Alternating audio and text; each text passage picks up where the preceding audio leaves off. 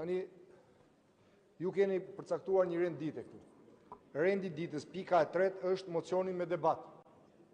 Apo jo? Është zhvilluar një fushat sot një vit, vetëm me një dokument në dorë. E mbani mend apo jo? Pasaporta europiane. Sot, shqiptarët duan të dinë ku është ajo pasaport. Sot, shqiptarët duan t'ju raportohet për ecurin në lidhje me këtë proces. Çdo qeveri që ndodhet në fazën që ndodhet Shqipëria, ju raporton popullit saj, negociatorët dhe kryeministri për ecurit e integrimit, e procesit të integrimit. Jeni e vetmja qeveri, e vetmja mazhorancë që nuk raportoni. Dhe për çfarë po flasim? Po flasim për procesin më jetësor në të cilin po ecën ky vend. Shqiptarët duhet dinë, kemi ecur përpara apo kemi bërë hapa prapa. Leni atë me nxitimin e madh për të miratuar projekt rezolutën. Po, projekt rezoluta do miratohet se është vullnet.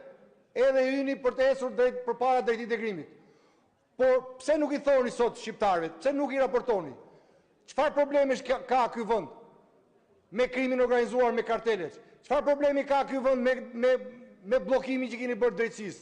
Çfarë problemi ka ky vend me korrupsionin galopant në cilin jeni zhytur të tërë?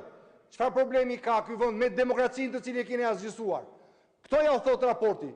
Dhe shqiptarët duan dikush ta referojë, t'ju thotë çfarë problematikash janë hasur dhe ku kemi ngecur dhe çfarë duhet bëjmë. Po ju jeni mësuar gjithmonë kur del çështja te problemet, jeni mësuar me teorinë e strusit, fusni kokën në rër, po keni harruar se ato të pasmet i keni zbuluar. Ju shohin shqiptarët dhe ndërkombëtarët. Mos kujtoni se fshiheni dot pasaj. Nuk ndodh askund, në asnjë vend. Më gjeni një vend tjetër, që atje nuk është kryeministri. Nuk vjen kryeministri në këtë ditë kaq të rëndësishme. Nuk vin negociatori, kryenegociatori apo grupi negociatave, që t'ju thotë, t'ju raportoj qytetarëve të vendit. A mund më thoni,